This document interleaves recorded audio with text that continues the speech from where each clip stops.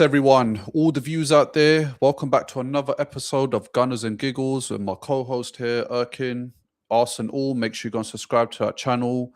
Today, we come to this live as Community Shield champions. Erkin, tell me how you feeling, bro? Champione. Ole, ole, ole. Bro, you know, if we lost that game, I've got us like all the little worms from United, Tottenham, they would have come out the woodwork. But because we won it, no, it's just a friendly, it's this and that. But yeah, there's a lot to speak about, a lot of questions that are still more questions. But yeah, I'm happy, bro. I don't know about you. Obviously, watching the game, you did a watch along and that. I've not seen us looking that good. And like again, it's a preseason friendly in a sense. But yeah, I've not seen us go forward that well in a long time, bro. I probably had hair the last time. Do you know what? That's a good question, actually. I was going to ask you, do you think Community Shield's a big trophy or not? I always count it, bro, because when they, do all the flipping Guardiola, 50 trophies, whatever he's got, there's a few Community Shields in there, bro. So if they're counting that for him, and we've won it the most as well, so it's always one of them ones, isn't it? Like, because Arsenal's won it the most, it doesn't count as much. But I count it, bro. It's a day out. It's literally the champions of the domestic cup, the FA Cup, and the champions of the league in the Premier League face each other, bro. So you could call it, I guess, the English Super Cup, man. What do you think? Yeah, I feel like, listen, if it goes in the cabinet, it's a trophy. And the thing is, you're always going to be playing a banging team. It's never going to be, anyone that's trash. It's always going to be first place in the Premier League. Yeah. Versus, another good team, of course. And the thing is, I know there's a stat. Whoever's won the Community Shield never wins the league, apparently. So, okay. I don't know. Could we break that curse? Well, in Arsenal's history, that's true. Every time we won the Community Shield, we never won the league. But I feel like we could break it, definitely. But yeah, we got a chat from Jamal. It's a dinner plate cup. Of course, you'd say that because Manchester United, they can't even get into a Community Shield. Yeah. It's actually sad. Don't be bitter, man. Don't be bitter. But got another chat here from Jaden. Man City downfall could start. Sorry. That's an interesting point. Yeah. I was going to say, I think Rodri's stock has gone up. Yeah. Now we know he's going to Barcelona. I think 76 million, I think it is. I think it's about that. Yeah. If it all goes well. Do you think Maresca, he's never beaten Arteta. Do you think Maresca and the City boys, do you think it's going to be a hard hill for them to climb? I don't want to judge it off this game because I haven't really watched City throughout pre-season. But anyone that came in, it could have been Sir Alex, bro. Well, not that far, but anyone to follow Pep, and a lot of those players are Pep's players, It's kind of one of those things where when Wenger left, obviously Unai Emery came in, didn't do as well because he hasn't got that, I don't want to hate that word, bro, but aura, and obviously Pep's generational. It's going to take a long time for them to buy into what he's selling. And obviously him getting in his own players too, because although they've got the Erlings of the world, the Fodens and that, they're still not his players, his, mold of a footballer to put into his system. I know he wants Enzo Fernandez. I know he wants a couple more. But, bro, he's not beating Arteta, man, and I don't think he's, I wouldn't say as experienced, but with Arteta, he's been in the job quite a few times, for quite a few years now. And it's taken him a long time to get where he is, where we are as well. But yeah, I think Maresca, I don't think they would have signed just anyone, especially after Pep. So they either really believe what he's selling, they see what the potential could be. But again, for Chelsea, he was doing all right, bro, before he got the sack. And I think he only got the sack because of the whole flirting with City thing, But yeah, what do you think? Have you seen enough of Maresca throughout the Chelsea reign to be worried, or what do you think? I just say this. Maresca had the same amount of resources as he does at City. Like, we know Chelsea, they've got the money to back up the club, and they could spend big like PSG. They could spend big like Man City. They do spend blind. I get all that. Like, they buy a lot of players which they don't utilize. Like Romeo Lavia's kind of forgotten. Gittins, he came from Dortmund, had a good season at Dortmund, and then kind of vanished on the Chelsea system. I know they've got a few things at the back, but I don't see Maresca doing or creating the same legacy as Pep. And I think Rodri leaving is going to have a big impact on the squad. Now, obviously, we had Elliot Anderson in, And some of the stats I was looking at when he played against Arsenal was like obviously 0 goals, zero assists, 0 key passes, 0 out of 6 crosses, 0 dribbles, lost possession 15 times, 0 tackles, and 1 out of 3 ground duels won. That does not look like a £170 million player. Yeah. And I think Rodri leaving is going to, and Bernardo Silva, I feel like next window, I feel like potentially Haaland could leave, because if City don't pick it up in the season, or at least compete or try to win the league, then what happens is that these big players will leave. And I know out there, City fans are saying every manager that's ever walked through the dressing room has won the league for Man City. I get all that. But remember, all the big teams now in the Premier League are slowly, rebuilding, and City on a rebuild. Yeah, it's hard to maintain the Premier League and rebuild at the same time. Arsenal, I think we've kind of finished our rebuilding process. We're just adding players along the way that can help us maintain the level we have now. It's not like we've got lots of dead weight. We don't. We've got players that want to stay. Like, it's hard for us to even shift players because they want to stay so bad. It's a good thing to have, of course. Yeah, it's true. The thing is, even the 2 years prior, like Pep's last 2 years, you could see the chinks in the armor. Yes, they took us to the wire last season, but you kind of felt like that was Arsenal's doing, not City's doing. Like, it weren't so much City playing well or well enough to challenge us. It was more us making mistakes, us dropping points, A little bit of a wobble in terms of mentality, I think, and nerves, and obviously key players not being fit. But I think with City the past 2 years, Arteta, I think, is the only manager to finish above Pep 2 years in a row.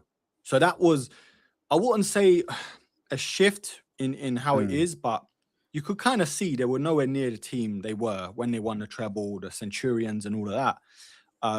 But I think with Pep, you could tell he was going through it off the field, with divorce and whatever else was going on, scratching himself, whatever. But yeah, it felt like all the key players that were definitely the backbone to the success, Rodri, Bernardo, Stones, Diaz is still falling off a bit, I feel, as well. A lot of these players are either leaving, aging, or they just can't stay fit for most of the season, And I think we've got such a young squad still that are still either going into their prime or still yet to hit their prime. So there was definitely a shift in that sense. In terms of Maresca, again, I think if they give him time, maybe like we gave Arteta, there could be something. I just can't see him doing it for the next couple of years, bro. Like you said, a lot of teams rebuilding, bringing in a lot of players, managers shifting. Arsenal, on paper, look like we should walk the league, but that's on paper. You just never know what's going to happen. No, it's so true, man. It's so true. I just want to say big up everyone in the chat. Make sure you get involved in the comments. We're going to be responding, and obviously we want to know your views, because we got our Tottenham fan here, Jaden. Big up, Jaden, a long-time viewer of mine. But he says, wonder what City all the way is feeling right now. Bro, I have to agree. I don't feel like they're feeling 100%, especially after the 3-0 whooping. I mean, we all had it at 2-1. I had it at 2-1, I'll be honest. I said, look, Maresca's still a decent manager. They've still got good firepower. But 3-0, I don't think anybody in the chat, I don't think me or you predicted 3-0. No. But yeah, Tom Carter said, I think Arsenal will win one of the big two this season. Tom, are you talking about Champions League? Because if you are, my friend, I hope we do. But that's the next thing on Arsenal's list. I know it has to be Champions League. Obviously we always wanted to win the title, but I think Champions League is the next step. I think Jaden's agreeing with you. He says you were right. Zolis could be a gem and a bargain for Arsenal this season. Yeah, I mean, I think we got to talk about Zolis. In the last 19 games he's played, he's been involved either a goal or assist. And that is including the preseason. So right now, he's the most consistent player, and obviously numbers-wise, on that Arsenal team. But how do you feel about Zolis? Do you feel like he could be the bargain of the season? Do you feel like he could be, he could be at that level where, he's basically on one of the best wingers in the league? How do you feel like Zolis' season will go this year? Well, I've seen enough of him, and I'm not just talking about this match. I'm talking about preseason, because I keep talking about this video where he first signed for Arsenal, coming into the training ground, and his parents were involved, and meeting Arteta and all of this, you could just get a good feeling of a player. You know, you don't have to see him kick a ball to be able to tell what the player's about in terms of the energy, vibe, intelligence, how they speak, confidence, and all of that. I love him, bro. I'm not gonna lie. He's not the flashiest of wingers we've ever seen, but he's like a cross between a Martinelli and a Trossard with better decision making, better intelligence. And everyone talks about Saka, why he's so dangerous on his side. It's not just about athleticism, obviously ball, how he's on the ball and stuff. It's more about decision making and holding your nerve at key parts in the final third. Zolis, bro, every time he's either on the ball, he makes something happen, or he's looking to. It's not just pass back and inshallah, like hope for the best. He's looking good. And I don't want to be worried, but it was a bit weird, the fact that he played the whole game, bro. Like, it's not even like someone else come on left wing. We're 3-0 up, bro. Like, where's Martinelli? He weren't even in the squad, I believe, Wanyeri as well. I just hope we don't run him into the ground. That's my only worry, bro. But in terms of what I've seen so far, this game, 2 assists? He got the most assists last season in Europe. So that's a madness. You know, I know it's for Bruges and all of that, but come on, man. That's still silly numbers. Yeah, I like the look of him. And I feel like we've got a big gem for 35 mil. Adnan tried to say he was mid signing. Where's Adnan now? Huh? Where is he? Bro, listen, I feel like there's a lot of Arsenal haters out there. I think we've got to admit that. And the thing is, because we don't buy a player for 100 million, people will think we're not buying the right player. But it doesn't mean that because you spend 100 million is necessarily going to be a success. I said, look, if we get Vinny and Zolis starts outperforming Vinny's not going to be that type of player to sit on the bench. And that's a problem in the dressing room. But the way Zolis is playing, I feel like he's looking very promising. He's very unselfish, and he's looking to do an assist, which is good. And I feel like that's kind of what we were missing last season. Like, it was a bit up and down. It wasn't consistent. But with Zolis, he hardly passes back, like you were saying. Like, even the first goal, the cross he gave in to Madueke, pinpoint, and it led up to the goal after 30 seconds.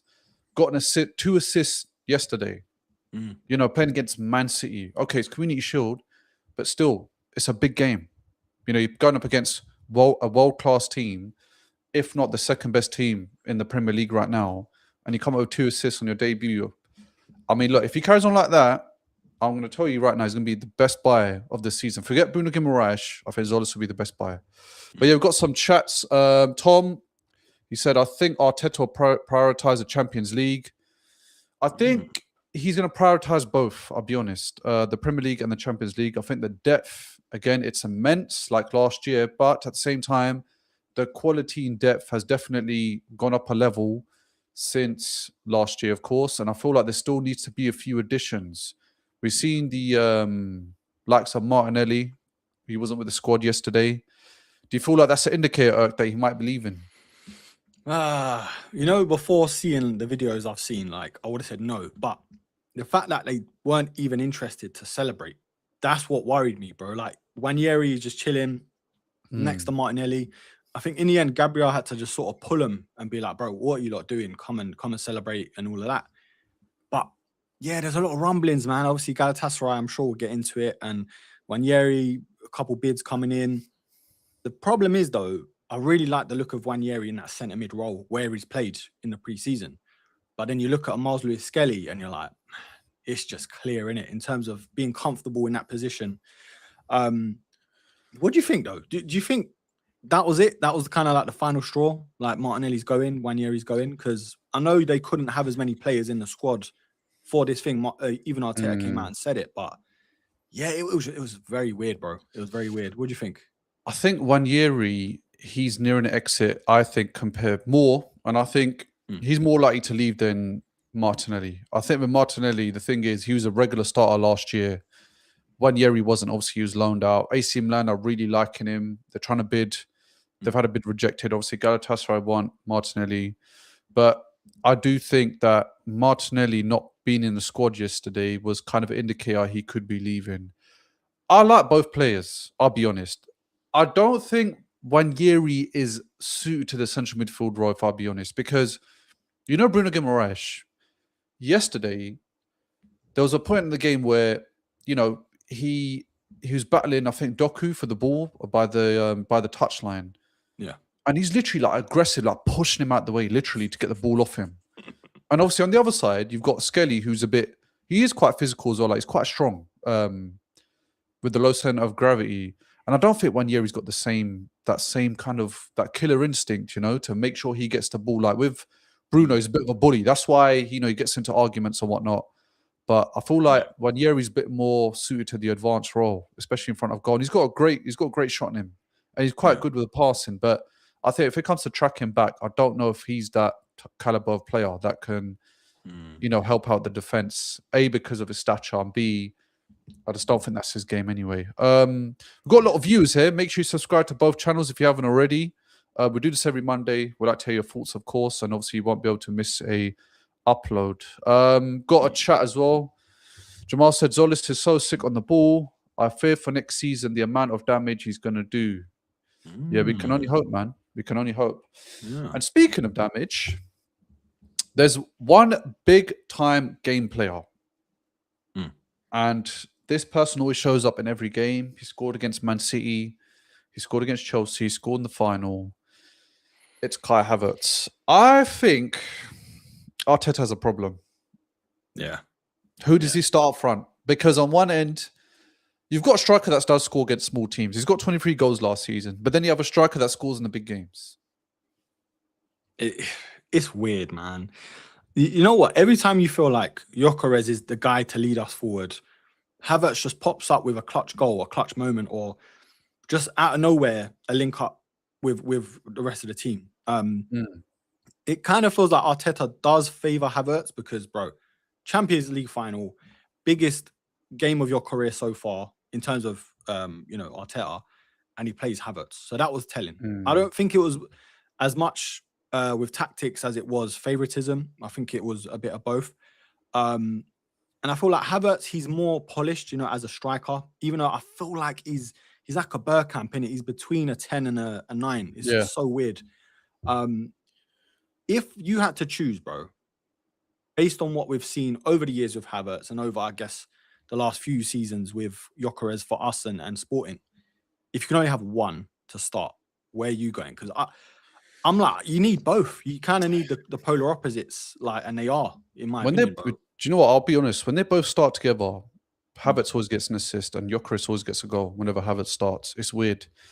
And one thing that I picked up last year from the issues in terms of Gyökeres was that he was not getting any service. Like, there were so many times where Saka was literally turning a blind eye to him and wouldn't square the ball.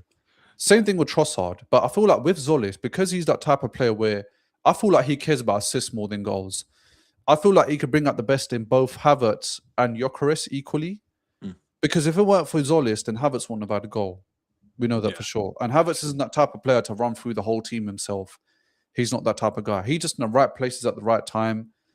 But with Gyökeres, if he gets the service, because he's a bit more of a poacher, then I feel like he can have more than 23 goals next season. I feel like he could definitely score more than 14 in the league. But yeah, it's such a hard question, man, because right now I'd start Havertz in the big games. If I was playing, I don't know, Liverpool, I'd start Havertz up front first. I'll be deadly honest. And the thing is, as well, I think last year I would have said, you know what, start Havertz behind Gyökeres. But the way Ødegaard played yesterday, I think we might have the old Ødegaard back. I'll be honest. Guys, let me know in the comments. Am I waffling? But the way Ødegaard played yesterday, I don't know if it's Bruno Guimaraes. I don't know if it's because Arteta said, look, we've got somebody solid in central midfield now to play in Rice's role. You just stay up front. But the way he was doing the turns, the misplaced pass by Rice, and the way he turned that into a beautiful turn. Left, was it Rico Lewis, whoever that Cisco player was. And then look, like the passing, even Havertz's goal. Ødegaard gave the ball to Zolis, crossed it over, then he headed it in. Again, Zolis with the assist, Ødegaard composure, made Donnarumma sit down, made the cameraman sway that way, the cameraman to bring it back, and scored. That was the Ødegaard that we signed, that we had on loan, bro, 3-4 seasons ago when he was in, you know, full flow. We was comparing him to Bruno Fernandes and De Bruyne. and then he kind of tailed off like for 2 seasons. You know, I'm not making excuses, but as a newish dad myself, your whole world's upside down, bro. I'm not making excuses by any means. Yeah. But on top of that, he had so many injuries that sets you back mentally and physically. Literally 3 or 4 injuries last season. Of course, him going into the World Cup, that was kind of like, okay, Odegaard's ticking. Is it just for Norway? Is it because he's got his pal Erling there? But no, he looks like he's brought that form, that confidence, that enjoyment for football again back to Arsenal. And it's great. And look, like you said, it could be down to instruction. This brother was playing ball boy at some points at centre back because he was so deep for us, you know. He defo stayed more advanced, whether that is by instruction, whether that's him more conscious about it, or whether that's him just knowing or feeling more secure with a Bruno there, you know, a Guimaraes there, and being able to just stay up there and think, you know what, they're good over there. I'm going to stay up here and help out with the attack. But yeah, man, any other players that sort of stood out to you? Because I know you got player of the match, but there was about 2 or 3 that I thought, yeah, these brothers left off where they, you know, picked up where they left off last season.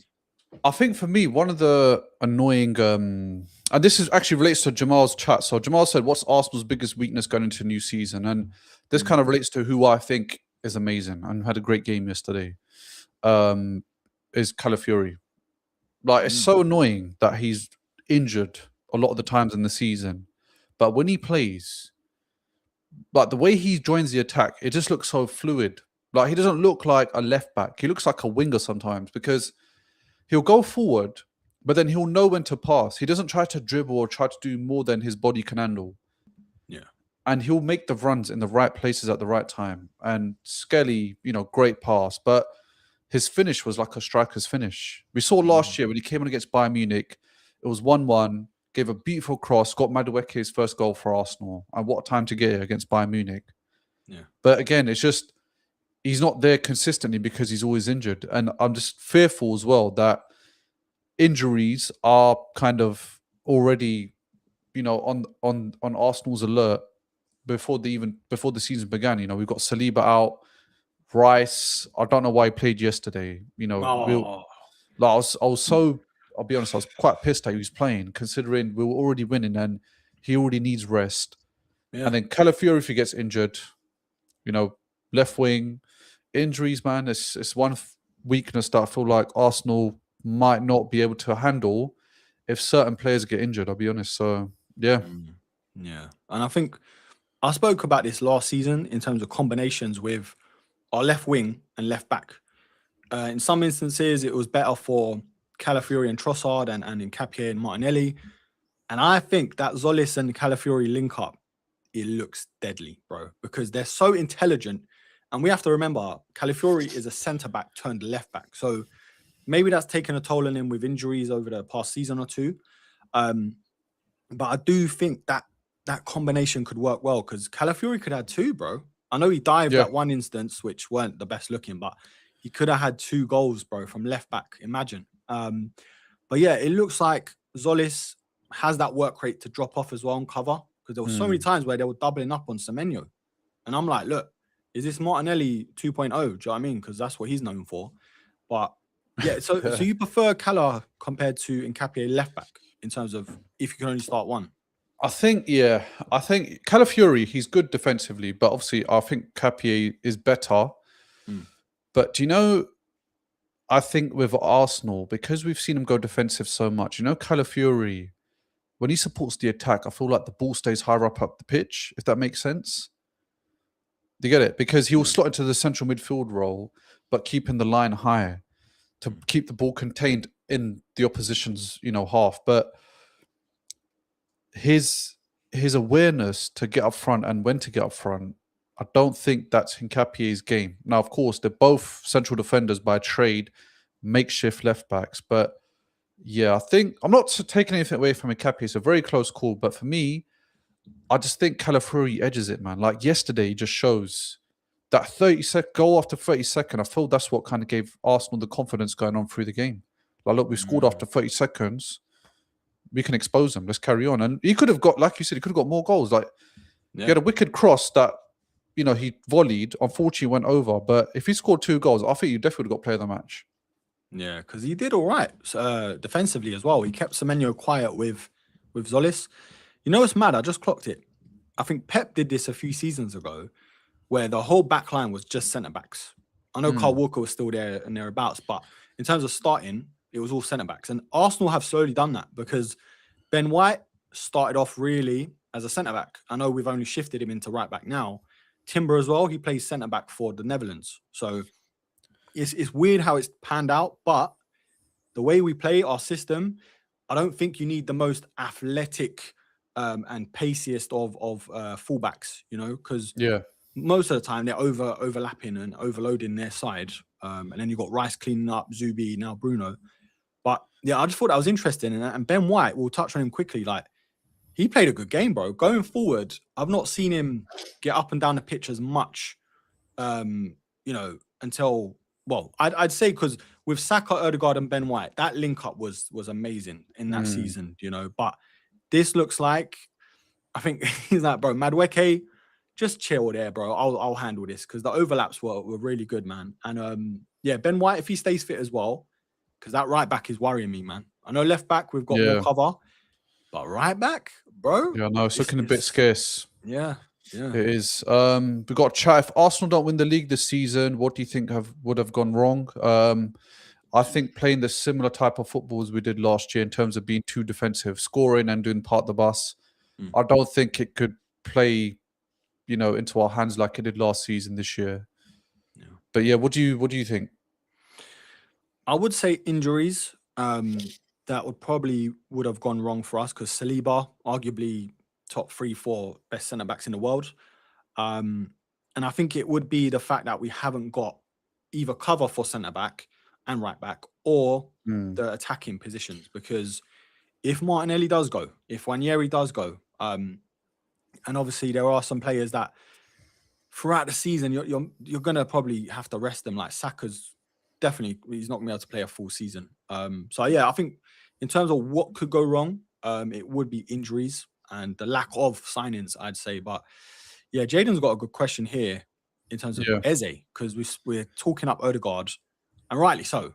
But I think Eze is going to have an important role this season if we don't sign a left winger, because he could fill in that void along with obviously playing in the 10 or left 8. Well, where do you think? Do you think he needs to chill out and rest or let Odegaard shine or what? I think Eze has got a lot to prove, just like Odegaard. You know, they're both brought in to obviously have the number 10 role. I think Eze isn't as effective on the left wing as he is behind the striker. But with Odegaard, the way he's playing, you can't bench him next game. I'll be honest, you can't. But what Jaden's saying is correct. Like, what do you think of Eze at the moment? Do you think he should start on the bench? That's the thing. Like, it's a valid question to ask because Eze, he's not your average Joe. He's a great player, plays well for England, plays well for Arsenal, but it's a good problem to have. But I think because we have so many games, I think everybody will get game time. But I think if he goes on a left wing, and let's say we don't buy another left wing, we keep Zolis, Martinelli, he stays, Eze goes on the left. Some people are saying that Martinelli in the central role is actually really effective. Well, he's played there for Brazil, isn't it? So that's what I'm saying. If we get rid of Jesus, and hopefully we do, because those wages can be put to good use, bro. I wouldn't be mad because it offers us something different up front that we don't have. Like Havertz, technically gifted, physical.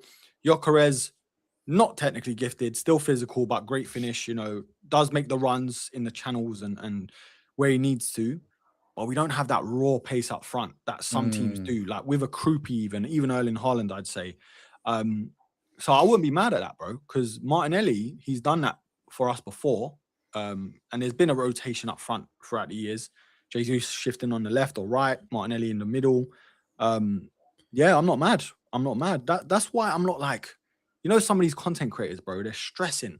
Oh my God, left wing, da da da. But when you think about it, you're paying all these hundreds of millions or near enough to get something that's still not Prem proven, still not, I wouldn't say the biggest improvement on Martinelli unless you're spending those big bucks. Like Nico Williams and Leao, I still don't think they're better than Martinelli, bro. Like, I genuinely don't. Like, in terms of a big gap, do you know what I'm saying? Obviously, the Yildizes and Alvarez's and all of those sort of names, yes, of course. But then you're spending mad money. And then even then, is Alvarez going up front? Is he going left wing? Is Yildiz going to be prem proven? You know, like all these questions, bro. So no, I agree. I've always said, what is the difference between Barcola and Martinelli? What is the difference? Yeah. I mean, he is better. Don't get me wrong, but I mean, in the Prem though, this is what you in the Champions League. It's nice, it's fancy. Obviously, PSG, he's probably rested, playing 1 or 2 games a month because the league's wrapped up 3-4 months in advance. You know, but in the Prem, it's different kettle, man. Different kettle of fish. So Barcola in the final last year had 2 runs at Arsenal when he got behind the line. He did what Martinelli did, just shoot at the keeper and just hope it goes in. That's what he did. He's got no end product, just like Martinelli. I'm telling you. And what you're saying about being prem proven is a great point, because Jaden, you're gonna love this, mate. I'm gonna hype up your team a little bit. But Tottenham, the reason why I feel like they're gonna probably do well this year compared to last year is because every player they've bought is prem proven. Like Van Hecke, prem proven Brighton player. They've got Tonali. Obviously, I don't need to speak about him too much. We already know what he's about. They've got Mateus Fernandes. Like, prem proven players, Senesi. These are prem proven players, and I feel like they're going to definitely work well in a team. Like Chelsea, all the players that they've bought from the Prem has actually worked out really well. Like, there's a few players here and there that have come from abroad, like Enzo Fernandez. But if you look at Caicedo, João Pedro, if you look at Cucurella, if you look at who else? Palmer, Pedro Neto. Yeah. Like Pedro Neto, some people are a bit up and down about him, but those players alone have all been proven to work out because they're all prem proven players. But if I tell you about Gittins, he doesn't start. He's not great for Chelsea. You know, if I say to you, Hato, he's all right, but I mean, still, the jury's out for him. We've still got to find out if he's actually worth the money that they paid for him. Yeah. Malo Gusto, he's never going to start ahead of James. He's all right, but he's not wicked. He's not amazing. Yeah. Do you get what I'm saying? So I think the prem proven thing is definitely easier, and I feel like the transition, it's not that deep for a lot of players. I'd even say an Englishman that had to go abroad, do his thing, and he done very well at Dortmund, Jadon Sancho. Yeah. We've not seen him in the Prem do what he's done for Dortmund on a consistent level in the Champions League, going to a final, like all these things where on paper he should just come into a Man United, even Chelsea or Villa, wherever he's had to go, and do at least something, bro. But he's done nothing. All the money he's been on, and look, I'm not singling him out, but he had so much potential where people were putting him up against an Mbappe's and all of this, where even with Barcola, bro, I'd even take Doué over Barcola. Like Desiree Doué, he comes on for France, bang, instant impact against, I think it was Morocco. Like, he is the sort of player you break the bank for. Don't get me wrong, Barcola, great baller. But again, the fact they want so much for a player that's not prem proven, to me, it's just, we've seen this story before, man. I think personally, these teams outside of Premier League, they know that Premier League makes a lot of money. Yeah. And I feel like because Premier League teams want these players, they make sure they get the money's worth and some extra cheddar on top. Because I can't remember the last time Barcelona, I think it was probably Coutinho, the last time they spent over 80 million on a player. Like, whenever they do the transactions, I know Fabrizio always talks about euros, but Arsenal, they always have to, or Man United or Chelsea, whoever it is, they always have to spend over 100 million. Like Benfica, they made Chelsea spend over 100 million on Enzo Fernandez. He wasn't even the best in his position in the world at that time. Yeah. Like Shakhtar Donetsk, like, who the hell are you lot to say 88 million for Mudryk? 88 million. And Chelsea said, yeah, cool.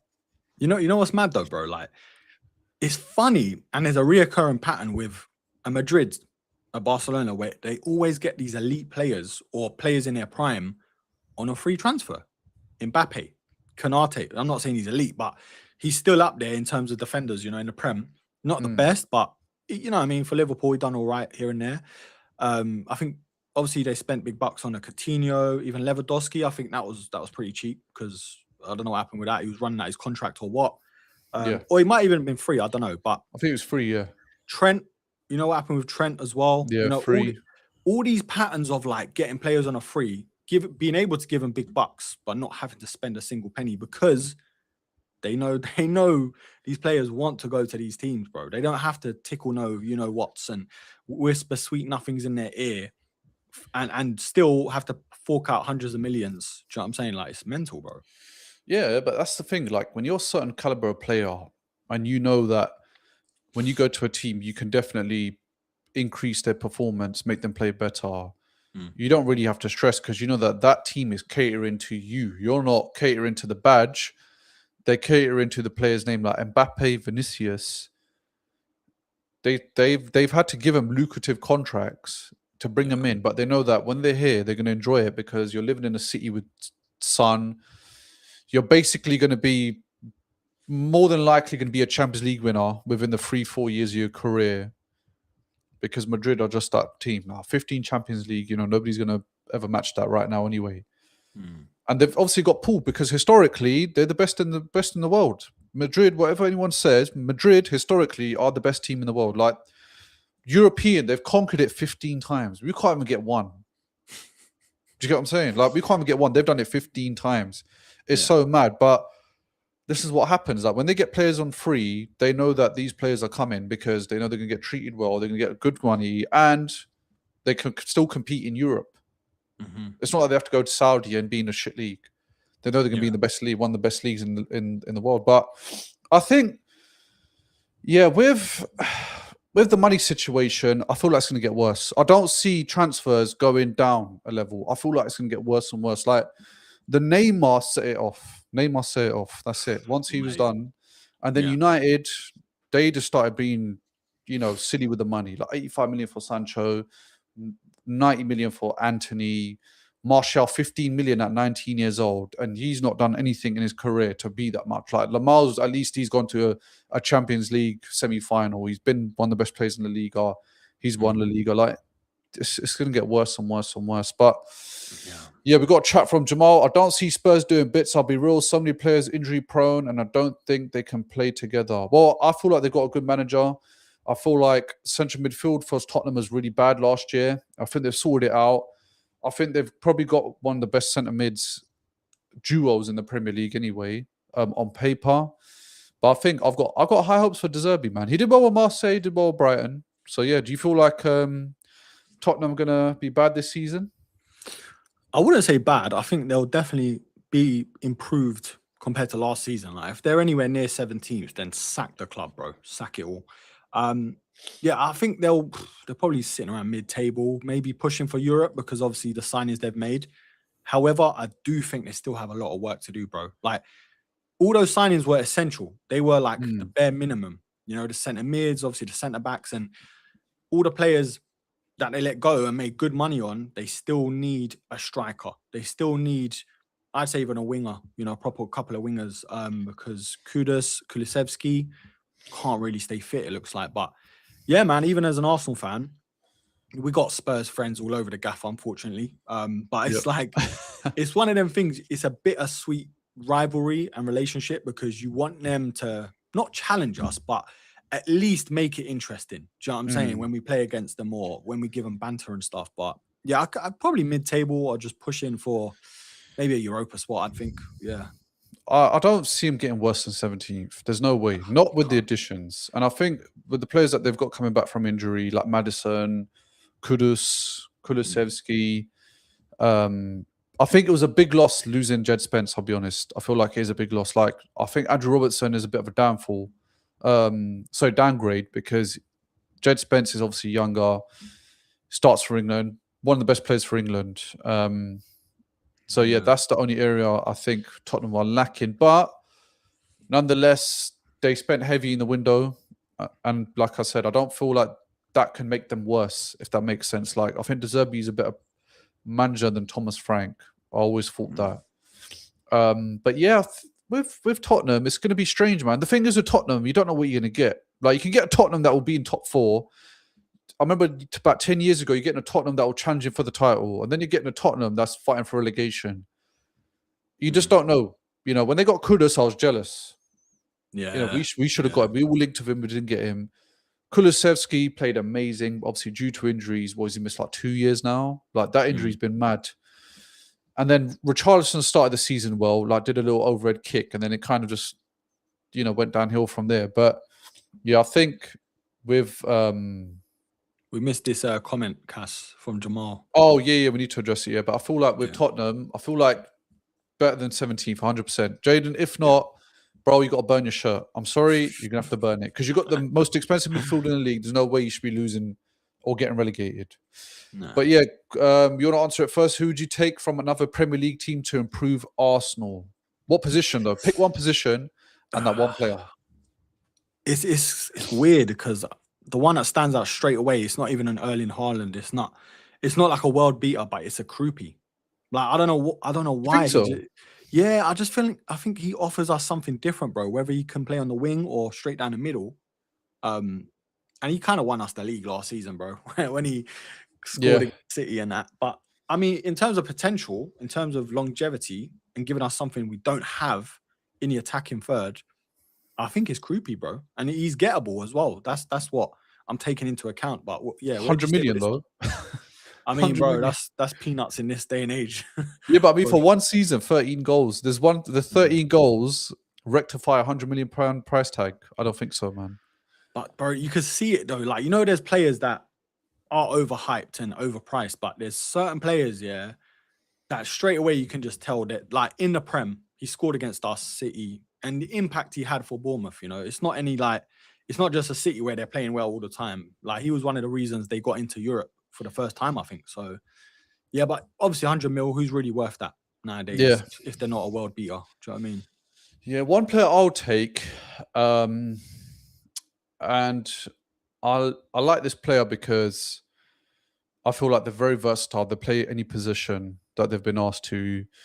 They've got a bullet of a shot. They've got a bullet of a free kick, and that is Mr. Szoboszlai. I think he's such a great player, man. Like, he was linked to Arsenal, rejected us for Leipzig, I remember, but we were in a bad state at that time. But I think Dominic Szoboszlai, I really like him as a player, man. Some people in our other podcasts think he's mid. They think Tielemans is better than him. I don't know how. But guys, in the chat, who's better, Tielemans or Dominic Szoboszlai? Don't be biased if you're a United fan. Be honest with yourselves. Who would make more of an impact if they walked into your dressing room? Dominic Szoboszlai or Yuri Tielemans? But yeah, I think Dominic Szoboszlai. I feel like he'll be good in that number 10 role as well if he had to play there. Bro, he's one of the only players where I feel like he could play anywhere and still do a job. Like, he'd be going in goal, bro, and still making world-class saves. But yeah, I love Szoboszlai, man. I mean, we've seen him score that dirty free kick against us last season at Anfield. Very pivotal to keeping Liverpool even up there for Europe and Champions League and stuff, let alone winning the league the season before and stuff. Yeah, he's easily £100 million player though in this current climate. Do you know what I mean? Yeah, no, I agree. I think, just with Szoboszlai, he's just amazing, man. But yeah, we got a chat. Deluded United fans. Yep, I have to agree. There's a lot of deluded United fans out there. Mark Goldbridge, actually, I was watching one of his videos. He said Man City to win the league. And on top of that, another thing that I want to point out to you guys is David Ornstein. He said, if I had to give you one Premier League club that will be the busiest in the upcoming transfer market, I would say Manchester United. Manchester United fans in the chat, or Tottenham, what do you think of United's window so far? Because, guys, I'll be honest with you, if anything, it was a library. It was quiet. Bro. Amorim has come back to haunt them again, bro. It's mad, isn't it? It is mad. But I just want to go back to something quickly, Cass. Do you think last season or last summer window, the players that we got in seem like a bargain now, innit? Because when you look at a Rodgers, 117 mil, we got Eze for what, 60 or thereabouts. Gyökeres, he would have cost at least 100 mil now. Madueke, I feel like we overpaid for him, but he'd still be at least a 70 mil now, 60 plus, you know? So yeah, I don't think we pulled up trees, with Madueke and that, even Gyökeres, there's questions, yeah, still is. But in terms of the business we did, I think that was a class window, bro. Like all round in terms of the money we spent, who we got, the depth, and the sheer amount of impact they made. Looking back now, hindsight, obviously, compared to this current market, anyway, bro. But yeah, what do you think of that? Do you know what? I'm gonna be honest with you. You know the previous season when we got when we got Rice and Timber, that window. Oh yeah, and Havertz, wasn't it? I feel like and Havertz. Yeah. I think for me, that is the best window in Arteta's. Do you know why? Because every player there was a hit. Like, I'll be honest, Madonki, on the right side, he was pissing me off yesterday. Like, there were so many times where he could pass, but the way he's cutting in and trying to shoot and not doing anything with the ball, I'm like, bro, 50 million. But aside from that, Zubimendi, there's some talks that he might be going to Madrid. Could be Barcelona as well. They're liking him. They want to get him. And he's a bit fearful of the Bruno Guimaraes. He's fallen down the pecking order for Spain. Looks like he's kind of fallen down the pecking order with Bruno Guimaraes arriving. Skelly's starting to play well. Zubimendi, he played well for the first half of the season, got burnt out. But yeah, I feel like last year, there's a lot of players that came in, obviously. Some players were there just for squad depth, like Kepa. So I'm not upset that Kepa's shit because he's just there for squad depth. But I feel like this year's going to be a big year for all those players coming in from last year. We said Krupi, he's amazing. He scored 13 goals. Gyökeres scored 14 in his debut season and walked away with a Premier League trophy. So it's about perspective. Like on one end, we're saying, wow, this guy's going to be the next best thing since sliced bread.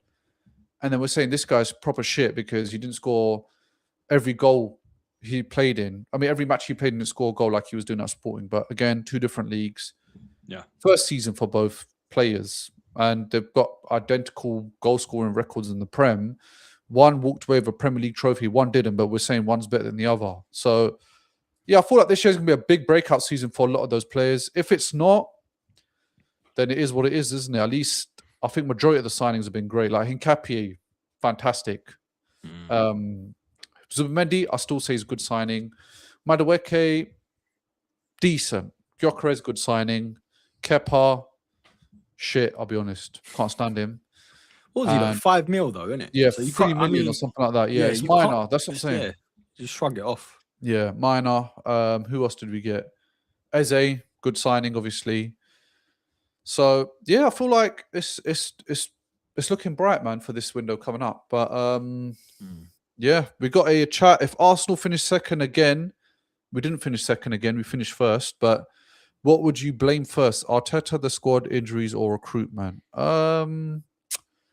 The thing is, you have to look at it this way. If we walk away with Champions League and we finish second, I'll have it, of course. What about you, Yeah. I mean, I'll take that over a new hairline, bruv, all day. Do you know what I mean? Yeah, but of course. We kind of answered this earlier. I think injuries will affect any squad, bro. Whether you've got depth to cover, because there's no one really, well, in the Prem anyway, on Saliba's level.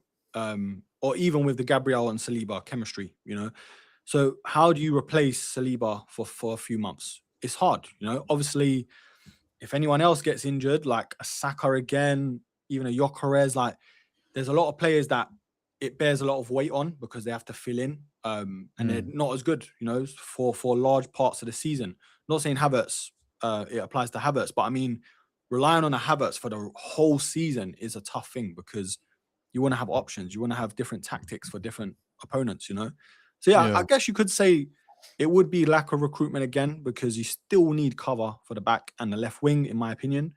And we have to get rid of players, bro. It's not just about bringing players in.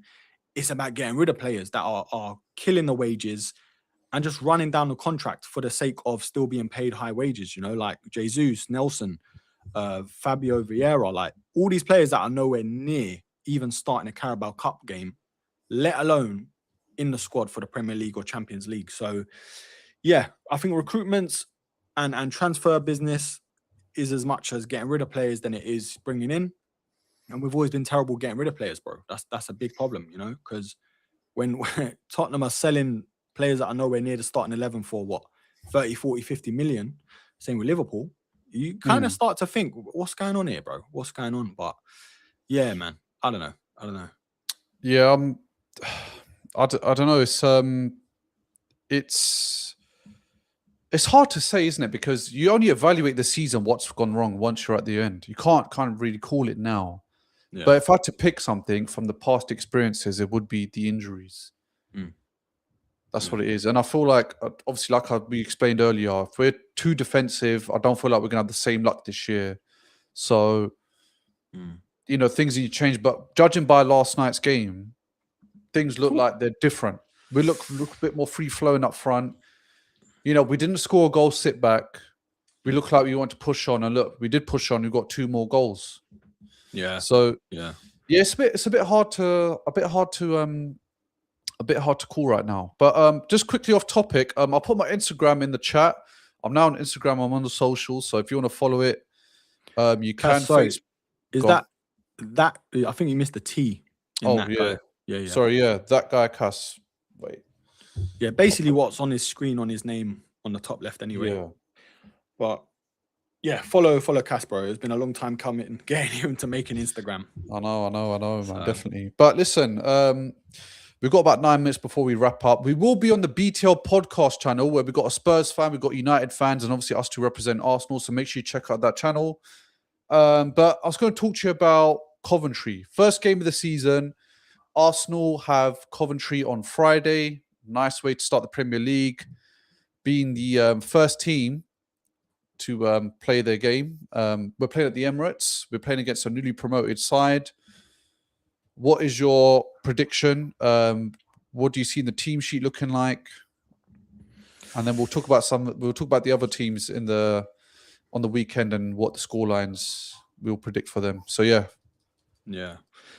I feel like I want to say another 3-0, but I don't know. Like, I don't think Coventry, obviously, I can't remember last time they were in the Prem, if they were in the Prem ever. Yeah, forgive me. But yeah, I don't think they're going to be rolling up to the champions at the Emirates scared. I feel like they're going to have no fear. They're going to be like, do you know what? What we got to lose, you know? But yeah, my heart's saying 3-0, but I'm thinking we'll concede maybe 1. I still think we'll win it. I think so. Hopefully comfortably. Yeah, because City could have easily scored if they took their chances, because they did have chances, you know, and I know it's City. Although we were in control for 90% of that game, 95, there were a couple times where the players just looked like they were lacking the fitness in terms of getting back or stopping a shot. And obviously Coventry's different team.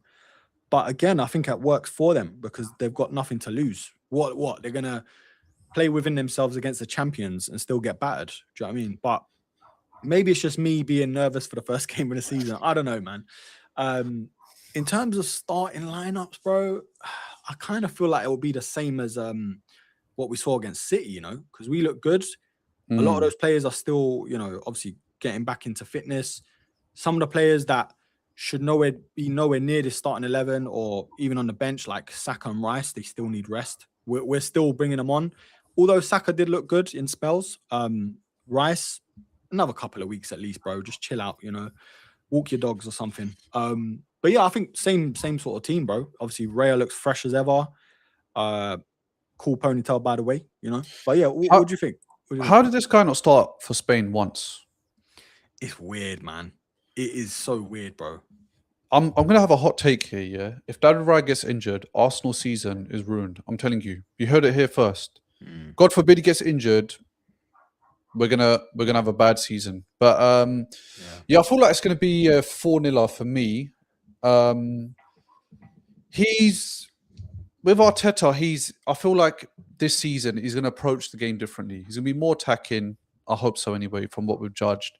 And I think winning that game yesterday is definitely going to be a motivating factor. We're playing at the Emirates, new promoted side. I feel like they'll be more nervous than us. You're playing a big team, first game.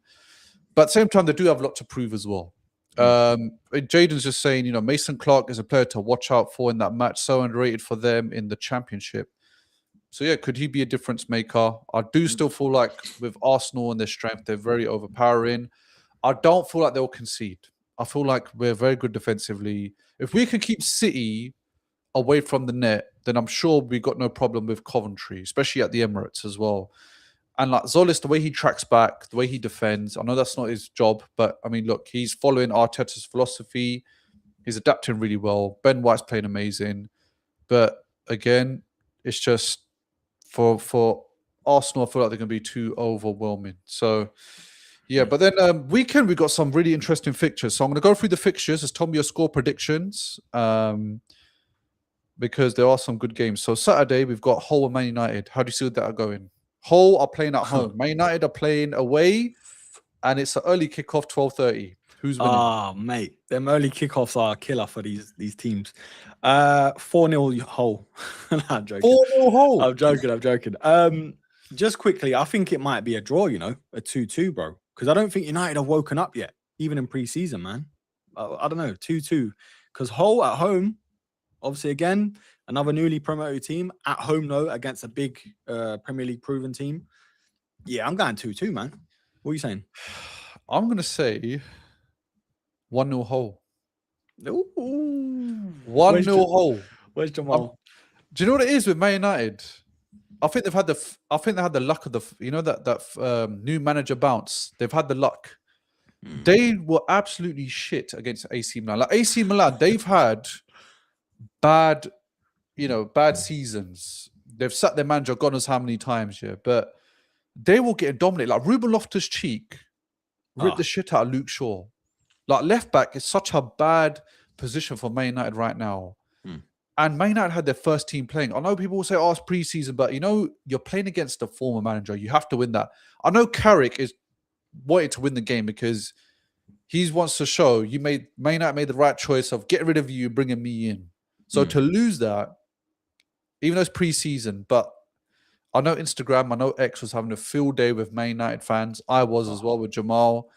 But yeah, I feel like United will lose, man. I feel like United's going to struggle a lot this season because the signings we expected them to make, they didn't do. They didn't get Tonali. They didn't get Anderson. They didn't get Fernandes. Yeah.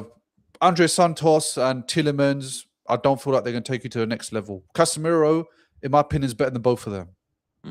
In my opinion. And bro, they got a lot more games. A lot more games, bro. Yeah.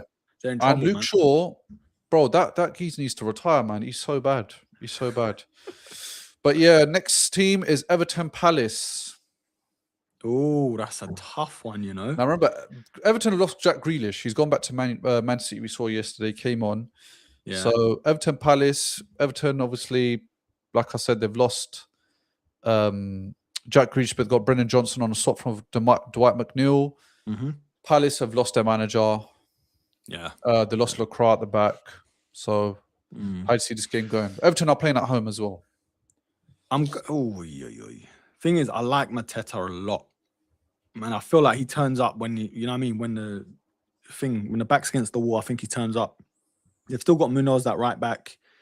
They've still got a decent side like Lerma, decent team.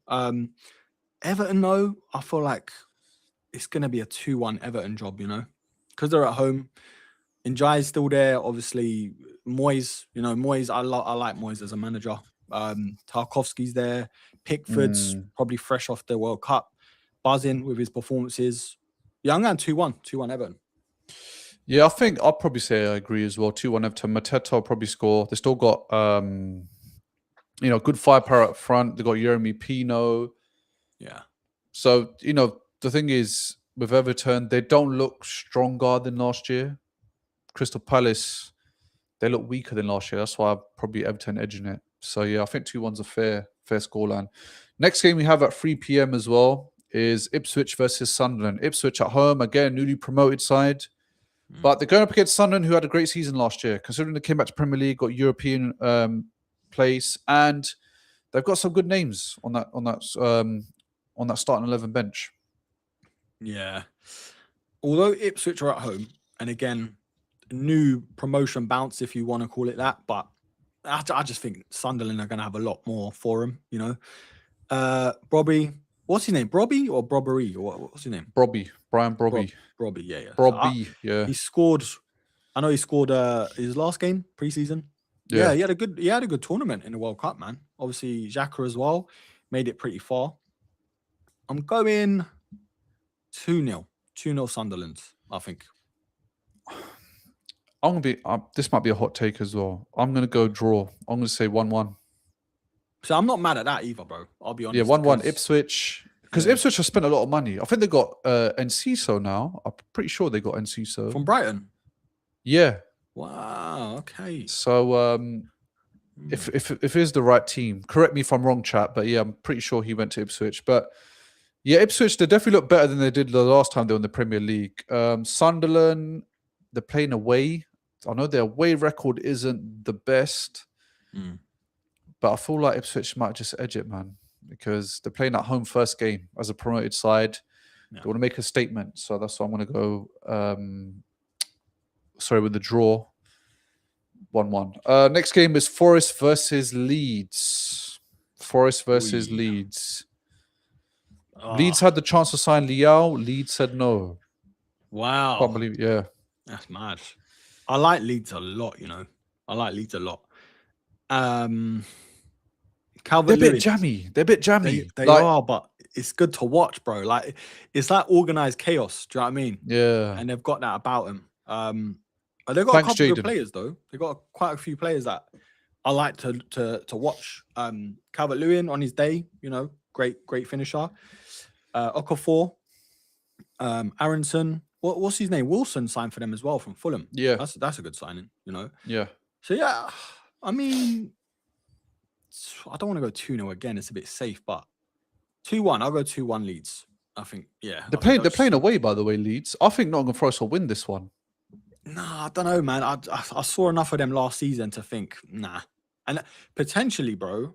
This might be a bit of a derby rivalry because look how close it was last season with relegation with both of them.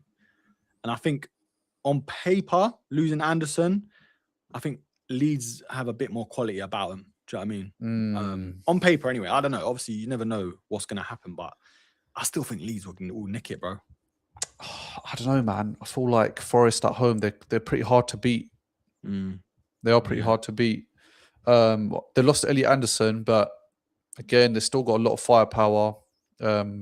Gibbs White, Eagle Jesus, Ronaldo. No, sorry, he plays for Sunderland. But yeah, I feel like probably Nottingham Forest for me. I'm going to say 1-0. 1-0 Nottingham Forest. Ooh, all right. Next game, I feel like it's going to be a tough one. It's going to be Tottenham away, but they're playing Brentford. But Brentford had a really good season last year. Yeah. And it's going to be a real test for Tottenham, I think. But obviously, they got new signings. How would they adjust? But yeah, I think this is probably the hardest one for me to call on the Saturday fixtures anyway.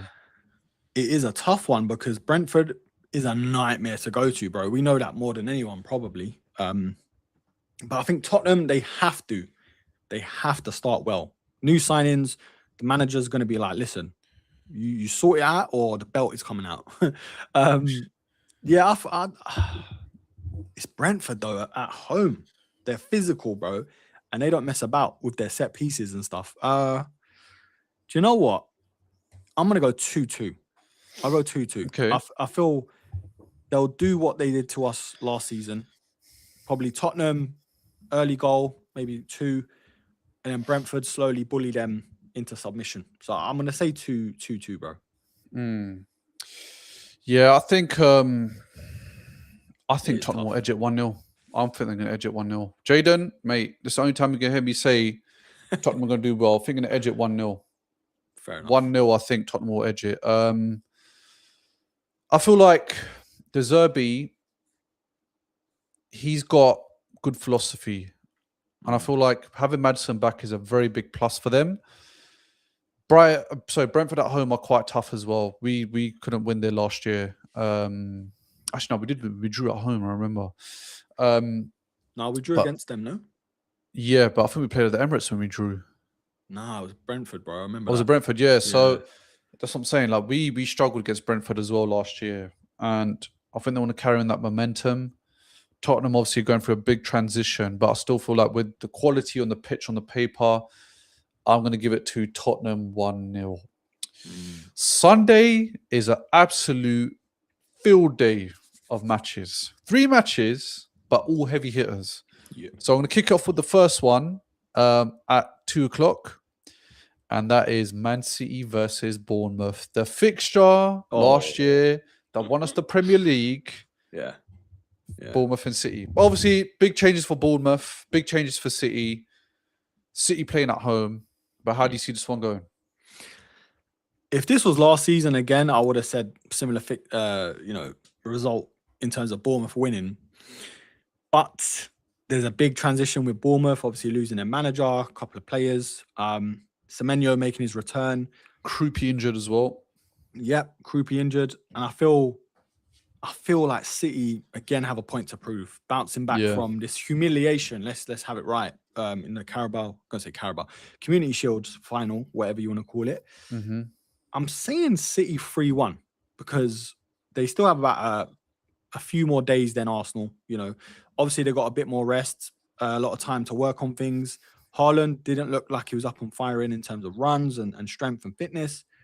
They've got a long way to go in terms of figuring out who needs to play where and who they're bringing in still. Because, bro, Rico Lewis, if you're playing him in 2026, you've got a problem. But yeah, I'm going to say 3-1. I feel like Semenyo will turn up. Erling Haaland will nick one. And Anderson, again, he needs to have a big game to start the ground running, hit the ground running. So, yeah, I'm going 3-1 City. Yeah, I think that's a good, fair result. Jamal just said Brentford are tough.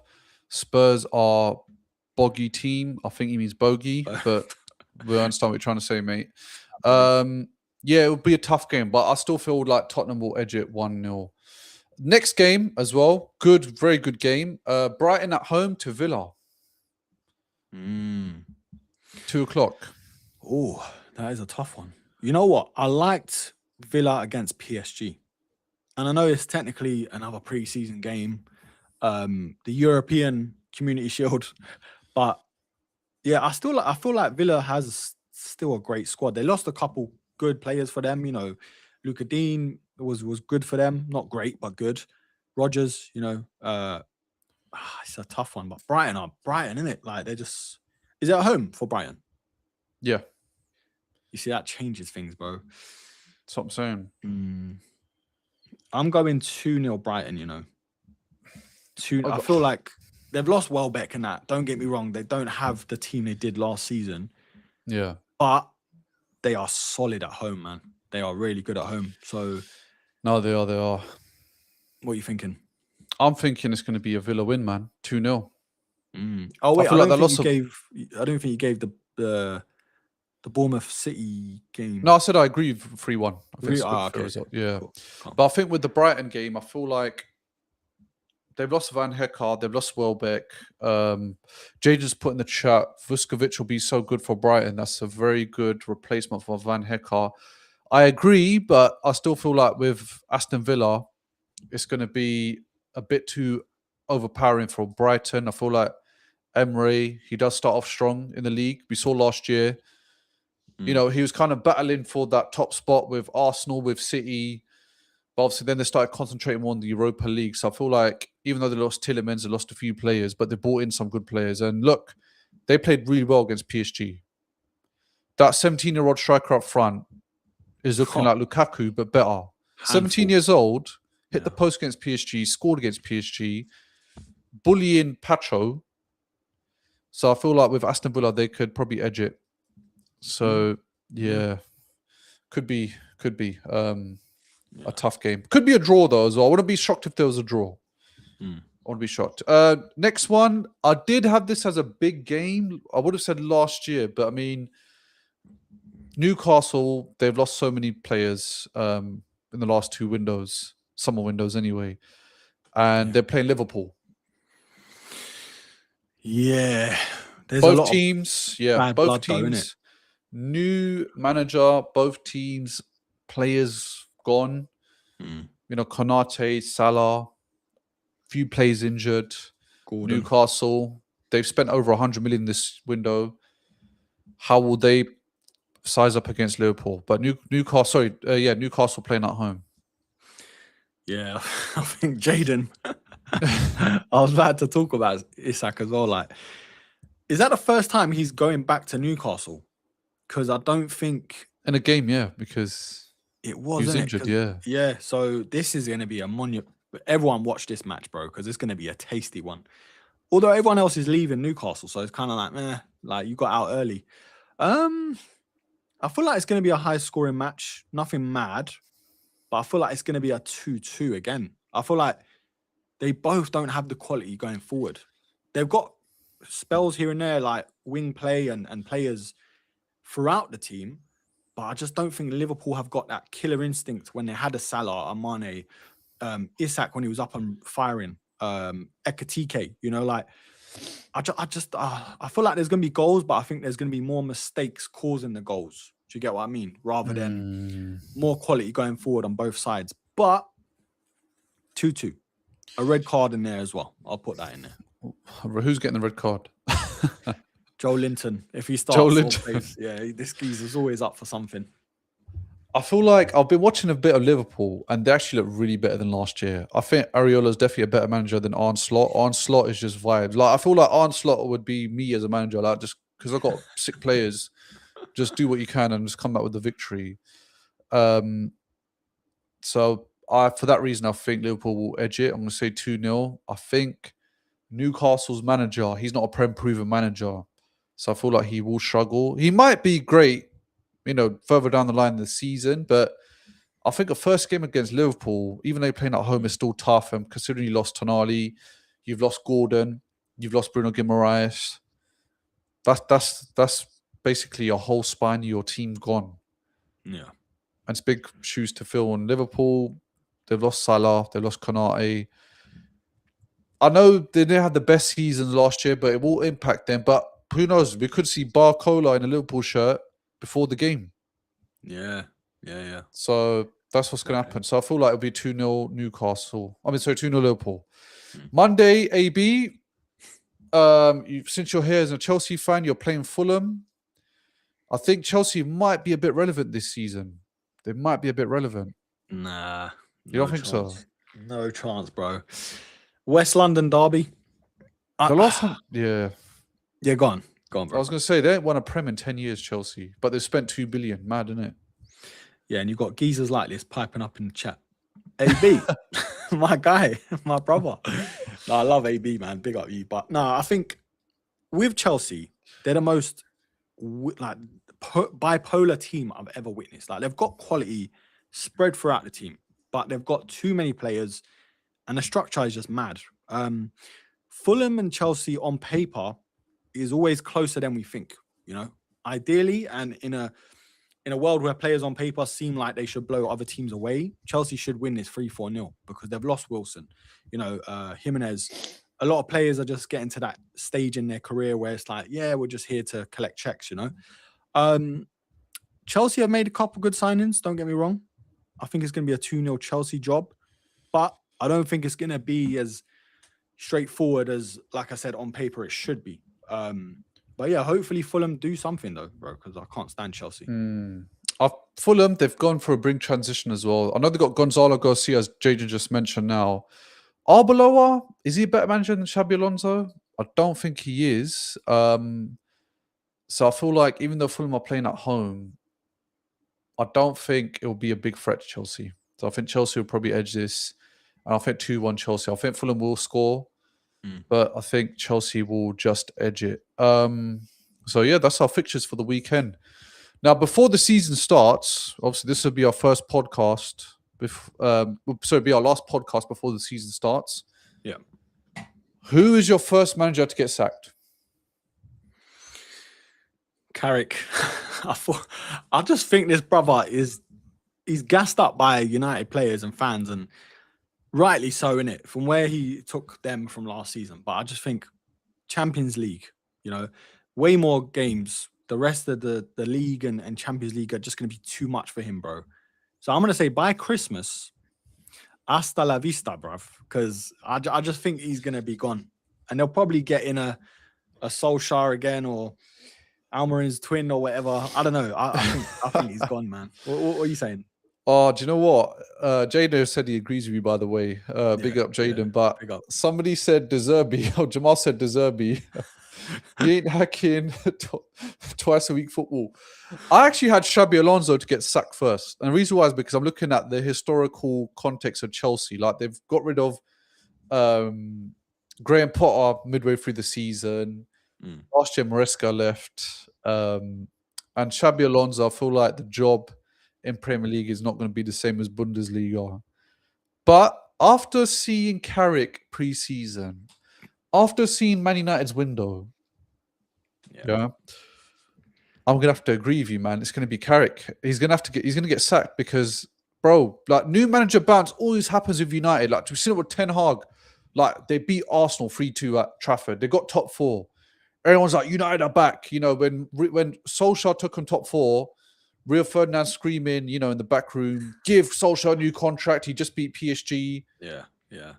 We've seen that so many years. And United fans, they've turned into the old Arsenal fans. You know, like reaching top four is a trophy for them. That's what United fans have become now. Yeah. And look, historically, guys, for a lot of you out there, you youngsters, yeah, before Fergie was in Man United were how they were now. Very dysfunctional football club. Didn't really have the backing, didn't have any structure. But then when Fergie came in, he ran the club from top to bottom. And because of that, they became so successful. They won the Champions League, won Premier Leagues, you know, became at one point the best club in Premier League. Some people will still say Liverpool right now, but Fergie took you lot to another level. But since Fergie's left, your closest you've been to a Premier League is second place with Mourinho. So Jamal. Yeah, they'll probably get grouped in the UCL as well. Yep. Was it Galatasaray? Erkin's Turkish team knocked Man United out, wasn't it? Or was it Copenhagen? Was it Copenhagen? No, we got through. I think we beat them at home 3-2 and on a blunder or something like that. I don't know. I know we got through though, and they didn't. I'm pretty sure of it. But Jamal, man, I know you're optimistic. I know you love Carrick. You want to, you know, you have that affection and affinity because he's a previous player, former player and stuff. But smell the coffee, brother. Yeah. The inexperience this guy has to go a full season with twice the amount of games, Champions League, not making any signings to move you forward. It's an accident and a disaster waiting to happen, bro. And I'm speaking as a neutral. I don't care about United anymore. Yeah. Because back in the day, you gave us nightmares. Can't lie. A lot of beef. But yeah, now it's like you have to be realistic. But I feel like with Carrick, he seems like a nice lad. Yeah. Good tactician here and there. But I just don't think he's got the full, you know what I mean, to go a full season with United, bro. Maybe an Everton, a mid-table club and that. But yeah, I've get that P45 ready? That P6 or whatever it is. I don't know what they call it. Yeah. AB said, when is Arsenal win the Champions League? Bro, the same amount of time it's going to take you to finally beat Arsenal. It's been 5 years now. So the last time you beat Arsenal, you weren't married or didn't have a kid. Remember that. Mad. What did Jaden say? Elise versus Luke Shaw is going to be funny. Yep. I'm going to be honest with you. Luke Shaw, he couldn't even handle... I don't know who the right wing was for AC Milan. I don't know who he is. He's a nobody, but he couldn't handle him. Who's better, Saka or Dembele? Dembele, I think. You think so? Dembele, I like man. Dembele. Ballon d'Or, bro. He's already got Ballon d'Or. Ballon d'Or, man. That's like the Grammys, bro. It don't really mean nothing. Oh, no. But do you know what it is with Saka? What lets him down is the greediness, man. Like last year, he was annoying me a lot because of his greediness. Like even yesterday, he chose to shoot rather than pass it in the box, and you got Zolis free. And Havertz as well, yeah. And Havertz. Yeah. Like, why you like those things let you down? The thing is, if they're both in their pomp, if they're both fit, if they're both firing, I think Saka's more impactful. He's more consistent in terms of what I've seen. I don't watch Dembele. Every time I've seen him, don't get me wrong, he's done bits, obviously hat tricks and goals in important matches, but throughout a full season, from what I hear, you know, Dembele's always like, he picks and chooses his matches. But look, Dembele on paper has way more than Saka, yeah? But in terms of who I would have on that right wing, it would be Saka, bro. I'd play even Dembele through the middle more than I'd have him over Saka on the right wing. I don't know, that's just me, innit? that's my Arsenal hat on and that. But yeah, I don't know. All right. If you was a manager, what are you most scared about? Declan Rice corner or PSG attack? This is a clippable Oh question. no, bro. Let me tell you something. PSG's attack, the transition, Kvaratskhelia. Bro, I'll be honest, man. Whenever PSG have the ball past the halfway line in the final or in general, I fear, man. I'm not gonna lie. Can I just say though, this is a great question, by the way, and I pick PSG attack all day, but PSG looked more scared about our set pieces than we were of their attack, because we handled them, to be fair, apart from the penalty, obviously, and we soaked up a lot of pressure in that final. But everyone was saying and thinking that PSG they're not great on a corner, defensively and stuff. So yeah, if you're talking about them versus each other, that's my thought process. But as a neutral, you'd say PSG attack because, bro, their players are just unreal, man. No, they are. Speaking about players being unreal, Gotts or something, I'm probably butchering his name, but he's going to be a serious baller. Yeah, PSG got a new winger called Mika Gotts, absolute crazy player, 50 million. I think he's 20 years old. We spoke about this on the channel last week. I said he's somebody that could definitely help Arsenal on the left side. Obviously, he's gone to PSG now, but he's going to be a good player. He's Barcoda's replacement, I reckon. Anyway, they got Ferran Torres as well, but I feel like he's going to have like an Asensio spell at PSG. Probably play a few games in the season because I don't feel like he's an upgrade to anybody in that team. He doesn't bench anyone, and then he's out. But yeah, man, we're gonna leave it there, guys, because we've got another podcast to get onto, BTL podcast. That one's gonna be full of fireworks because we're going to be hunting the United fans down. We got a Spurs supporter in there. Yeah. Obviously, me and Erkin will be in there as well as Arsenal fans. And every single week is Pop and Bangs. So make sure you get to that podcast. If you haven't already, make sure you subscribe to Erk's channel, Arsenal. Make sure you subscribe to my channel as well. Every single Monday, we're going to be here analyzing the Premier League games, analyzing match predictions, and on top of that, player performances. So this time next Monday, we're going to have a few broken hearts in the chat, and we're going to have some big smiles in the chat. So yeah, we'll see you then, man. Take care. Peace.